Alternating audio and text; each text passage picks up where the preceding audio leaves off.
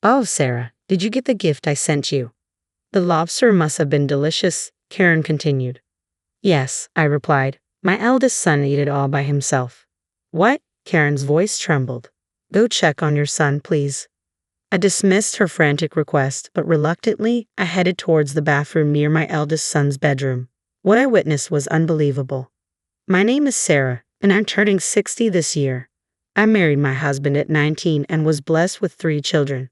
At 20, I had my eldest son, Mike, and at 23, I gave birth to twin daughters, Betty and Emma. Now, all 3 are married. My eldest daughter lives far away in Spain. It was lonely when she left, but my younger daughter moved to the next town after getting married and now lives in an apartment near her in-laws. My eldest son's family has been living with us. It's a blessing to have them nearby. In this rural area, it's common for families to live with their eldest son, and multi-generational households aren't rare. The tradition of passing down the family home to the eldest son is still strong here. Naturally, we plan to hand our house over to Mike. My husband owns several properties. We have a decent passive income. We live modestly and happily, avoiding luxuries but affording gifts for our grandchildren. My eldest daughter, though far away, always appreciates the gifts I send. She had a boy and a girl a few years ago, and we often video chat to keep in touch. My younger daughter has a big family with 3 boys and a girl. She works, but her eldest recently started playing soccer, keeping her particularly busy. Sometimes we take care of her children at our house. My eldest son and his wife have a boy too. They live with us, but he doesn't talk to me much lately, maybe because he's in his rebellious phase. However, having many grandchildren and seeing them all healthy and well is my happiness. Living together brings its own set of challenges. In the past, a mother-in-law's word was law, and I never dared defy mine. She was strict. I don't want to be like that, but there are things I must teach. Living here in the countryside requires a minimum level of community and family interaction that my eldest son needs to know, or he'll struggle. That's why I asked Karen, my daughter-in-law, to help with things like arranging Christmas cards and gifts for Christmas and Thanksgiving. Since we own properties and my eldest son is set to inherit them, these relationships are very important. I often tell him this, but he responds with, "You're so annoying. Leave me alone," and seems to dislike me and my husband, who supports me. When I talk to Karen, she doesn't want to help either. For Thanksgiving, she'd say she's traveling with friends and leave the house, and for Christmas, she'd go to her parents' house from mid-November through the New Year's holidays. I never tell her not to go. In fact, I think she should visit her parents. But such a long holiday break is unheard of, especially since Karen's parents live in the same city, just in a neighboring school district. They could meet anytime, not just during the holidays. So, while I'm dissatisfied with her long visits home, I end up doing the end-of-the-year cleaning of our large house all by myself. Seeing my struggle, my younger daughter and her children started helping out a few years ago, which has been a relief. But I really think it's Karen's responsibility, as she lives here. I've mentioned it to my eldest son, but he doesn't seem to say anything to Karen, and being busy with work, he doesn't help either. In contrast, my younger daughter helps with arranging presents and making Christmas cards even on her precious days off. She's truly a godsend. I've had my reservations about Karen's behavior in everyday life. She's a stay-at-home mom and is home every day. She drives the grandkids to and from school and tutoring, but she doesn't do housework. She barely manages their laundry and never touches ours. I compromised, thinking it was okay as long as they handled their own laundry. After all, family or not, we're still individuals. I thought it would be great if we could just take care of our own chores. However, Karen often says, "Sarah, I'm leaving the laundry here," dumping muddy clothes or items needing hand washing into our basket as if expecting me to do it. I recall that since the grandkids were babies, I've been the one washing anything stained or needing hand washing. It didn't bother me before, but should I always be the one to do it? Once I confronted her, saying, "Karen, wash your son's dirty clothes yourself. Don't just put them in our laundry basket." Her response was exaggerated. "Of course, I'll do it when I can, but a little help would be nice, wouldn't it?" I was taken aback by her words. I wanted to throw those words right back at her. I'm the one who wants family cooperation. There have been many such incidents. Her attitude, the local customs, the long-standing traditions. I think they're the cause, and I understand why she might dislike them. Being family doesn't mean you don't need to be considerate. That's why I've always tried to be accommodating towards Karen. I've never forced her to attend gatherings. I've done what I can myself. Karen may be a she is, but there's no doubt she supports my eldest son and is devoted to the grandchild. We've managed to live together for over 10 years by finding a middle ground. And now, we're in December again. Today is my 60th birthday, but there's no celebratory mood. Just as busy as every year. Karen went to her parents' house about a half a month ago. In the evening, thinking I'd like something nice for my birthday dinner, I came home to a quiet house.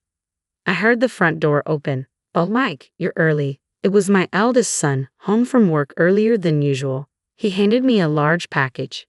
"Here, for your 60th celebration," he said. The bag was from a department store. I was surprised. My husband rarely responds properly when I talk to him, and today was no different. No happy birthday from him. But the fact that Mike thought enough to celebrate touched me deeply. "Thank you, I'm so happy," I said. Mike gruffly acknowledged my thanks, then changed his clothes and left the room. My husband peeked in. "What's that?" he asked. "Just something," I replied. I went back to the dining room and opened the package. The moment I saw what was inside, I froze. "Quite a fancy lobster," my husband remarked with a wry smile. He knows I have a shellfish allergy, though it's not severe. Just some itching if I eat it. My eldest son should know too. But it's not an issue for cooking. He always loved lobster, so it's often been on our table. I only avoid eating it, so maybe he forgot. I felt a bit disappointed, but mostly, I was happy. With that in mind, I set the lobster on the table, which instantly looked lavish. I made a simple meal with some frozen mackerel I had. My eldest son returned after showering, and my husband then headed to the bathroom. "Such a magnificent lobster. Thank you," I called out to Mike from the kitchen. "Yeah," he replied shortly, then looked away and sat down at the dining table. "Let's all eat together." My son started eating without responding further. He's always been gruff and quiet, but it seems to have gotten worse since he got married. Maybe he doesn't like how I talk to Karen, so I've been keeping my distance from him lately. But seeing his eyes light up at the sight of the lobster was just like when he was a child. I was happy, hoping for a family meal just between us today. My husband returned, and both of us sat down at the table. However, I was shocked to see that the lobster was just a shell. "Where's the lobster?" I asked my son. "I ate it. You're allergic, Mom," he said nonchalantly. Stunned, my husband spoke up. "What do you mean you sent her lobster knowing she can't eat it? It's better than nothing, right?" My son replied without a hint of remorse. Feeling pathetic for being happy and saddened by my son's actions, I quietly finished my meal and retreated to my room. What's the big deal? Turning 60 isn't special. If I can enjoy it, that's all that matters, my son said dismissively. My husband scolded him, but I couldn't make out the words. After calming down, I came out of my room. My husband and son were still in a tense mood. "I'll thank Karen for you. She prepared it, after all," my son told me amidst the tension. "Why should Sarah thank Karen?" my husband yelled. "Enough, Henry. It's my fault for being happy about it," I said. My son, showing anger, left the dining room. Feeling sorry for my husband, who looked at me with pity, I silently started cleaning up. Then I showered and went to the bedroom alone, leaving my husband behind. Entering the bedroom, I saw a missed call on my phone. It was Karen. It was late, but maybe she needed something, so I called her back. "Hello, Karen." "Ah, Sarah, did you get the gift?" she asked. "Yes," I responded briefly to her question. "Was the lobster delicious?" I replied to Karen. "The thing is, I have a mild allergy to shellfish." Mike ate it all by himself. "What?" Karen's voice trembled. Then she suddenly sounded panicked. "Where is he now?" "I don't know, maybe in his room. It's been quite a situation." She sounded distraught. "Please, go check on him." "I won't," I refuse. "He'll come out if he feels remorseful." "It's not about that," Karen sounded frantic. "Just go quickly." Reluctantly, I headed to my eldest son in his wife's bedroom. It had been a while since he went to bed, and I assumed he was asleep. I knocked and called out, "Mike, are you sleeping?" There was no answer. "Seems he's asleep," I said to Karen, who was still on the phone. "I'll be right back," Karen said before hanging up. What was that about? I was about to return to my bedroom when it happened. "Mom," a pained voice called out, making me look up. "Mike." The voice was coming from the bathroom at the back of the second floor. The door was wide open, and I could see half of Mike's figure. "What's wrong?" I couldn't help but raise my voice. "Call an ambulance." Hearing my eldest son's pained voice, I called my husband and immediately phoned for an ambulance. I felt responsible. Honestly, that's what I thought. He must have caused himself gastroenteritis from overeating. After eating the lobster, he had even finished all the rice long after I had left the room. I got into the ambulance with Mike while my husband followed in the car. Despite it being night, the hospital examined him right away. Karen called, and when I told her we were heading to the hospital, she hurried over. Mike, she called out as she burst into his hospital room. For now, he was on an IV drip, going back and forth between the toilet and the bed, but the doctor said his symptoms should settle down with time. I left our son in Karen's care and returned home with my husband. It's overeating, his own fault, Henry said, echoing my thoughts. With Karen by Mike's side, there seemed to be no need to worry. We rested easy that night and went back to the hospital the next day. Food poisoning, the doctor informed us the next day. It seemed it wasn't just overeating after all. When asked if anything came to mind, I said we did eat mackerel yesterday. Mackerel? It could be anisakis. His symptoms have settled, so we can perform an endoscopy, the doctor suggested. That would be best. We need to know the cause. I'd agreed, but the mackerel had been frozen and thoroughly cooked. I couldn't imagine it harboring anisakis. As I pondered this, the doctor explained the situation to Mike. He agreed to the endoscopy and changed into the examination gown provided by the nurse. The hospital room was now just me, my husband, my son, and my grandson Tom. Today happened to be a Saturday. My grandson, who was off from school, had come from Karen's parents' house early this morning. It's all because of the meal Mom made, my son said, glaring at me. I had no words to respond. Though not intentional, I felt responsible. Why are you changing? Karen, who had just returned, asked. Come to think of it, I hadn't seen her for a while. She must have been in the bathroom. I explained what the doctor had told me. Is he okay to have an endoscopy when he's feeling this sick? Karen voiced her concern. I'm in pain too and would rather not do it, but the symptoms aren't going away. It might be anisakis causing peritonitis. If it gets worse, it could even lead to surgery. And it's all because of Mom, my eldest son said, his voice filled with frustration. Hearing his words, Karen also looked at me. But that mackerel was frozen. Anisakis should be okay if it's frozen right, and it was well cooked, I protested. But look at me now, my son shouted angrily. Mom, is what you just said true? Asked the nurse who entered the room. It was a relief to see her. It was my daughter Emma, who worked at this hospital. We had informed the hospital yesterday that we were Emma's family. Having come to work, Emma must have heard from someone and come to check on us. Ah, good morning, I greeted my daughter. But is it true about the mackerel being frozen? Emma asked. It's true. It was properly frozen, I confirmed. Upon hearing this, Emma hurried out of the room. Shortly after, the doctor returned and asked for confirmation. Sarah, I heard the mackerel was frozen. Is that true? I nodded. Then the likelihood of anisakis is extremely low. Anisakis are fine if frozen. Eating that wouldn't cause food poisoning. Did you eat anything else that might be of concern? The doctor asked. His words made me ponder. I had thought it was all because of the mackerel I cooked. I thought again. Yesterday, we had mackerel soup and sautéed spinach. My husband and I ate it too, but we feel fine. Then I remembered something. Oh, but my son ate lobster alone, I said. I didn't miss the change in Karen's expression at my words. Come to think of it, Karen had been disturbed the moment I mentioned yesterday that my eldest son had eaten lobster. She was the one who had urged me to go to the bedroom in a hurry. Thanks to her, I found my son in bad shape in the bathroom. Karen, do you know something? I asked, my eyes narrowing in suspicion. I asked, my voice stern. Karen stiffened. Karen, my son also called out to her. Karen fell silent. At that moment, their son Tom stopped playing his game and said, Is that the lobster Mom bought a month ago?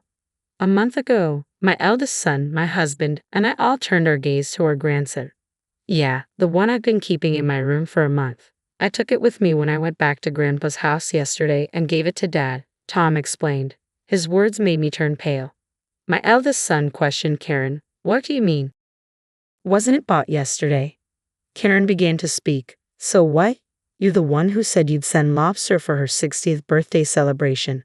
That's why I bought it when it was cheap. What's wrong with that? Why were you hiding it in Tom's room? My eldest son yelled. You said Sarah was being annoying and it was just to irritate her. I thought a little stomach pain would do. I wouldn't eat something I'm allergic to just to spite her. I said, my voice trembling with disbelief. Listening to their argument, my husband seemed completely enraged. Both of you were to blame. Apologize to Sarah. My husband's yelling echoed in the hospital room. I calmed him down. It was clear that both had acted with malice. We can't keep them in our house anymore, I declared. They stopped their arguing. I'm sorry, I went too far, my eldest son apologized, confused by my calm demeanor. Right, I can't even think of you as my son anymore. Leave the house once you're discharged, my husband added firmly. Please wait, Henry. I'm really sorry, Karen collapsed on the spot. In the end, Mom was fine, so please forgive us, my son said, trying to gauge our reaction, but forgiveness was not in my heart. Take care, then, I said. That was all, and we left the hospital, leaving the two behind. According to my daughter, they continued to blame each other after we left. Mike, Karen, calm down, Emma tried to soothe them, but the fight didn't stop. Tom, fed up with his parents, returned to our house first. I hadn't even noticed his return since he went straight to his room. The atmosphere between Karen and my son remained hostile even after his discharge. Karen stopped washing my son's clothes, and of course, I had no intention of doing it either. Eventually, they got divorced. Karen left our house with Tom. She had often stayed away for long periods and was absent when needed. I had been considerate all this time, but somehow, I felt relieved. Let's live together happily like before, my eldest son suggested, but my husband got furious again and finally kicked him out of the house. We transferred the ownership of our properties and house to our eldest and second daughters. Although there was a gift tax, my husband laughed, saying it was better than leaving it to someone we disliked. The husbands of our daughters thanked us and they redid the celebration for my 60th birthday. At that time, our eldest daughter came back from Spain to our house after several years, and we all had a great time. Seeing her grandchildren's smiling faces, I was truly happy. Later, our second daughter's family moved from their apartment to our house. Their apartment was our property too, and we transferred its ownership to her, generating rental income. Our eldest daughter was overjoyed, saying that thanks to the property she inherited, the whole family could visit us several times a year. Spending time with our real daughters was effortless and very relaxing. The family grew larger, and my husband seemed happy. Although I sometimes had to be careful around my second daughter's husband, he was a kind man who always looked after us. Honestly, I still can't forgive my eldest son and my ex-daughter-in-law, nor do I intend to in the future. But my eldest daughter taught me something. There's a Spanish proverb, living well is the best revenge. Don't you think it's a good saying? Betty said with a smile. Yes, it is, I smiled back. If there's any revenge to be had, it's for my husband and me to live happily.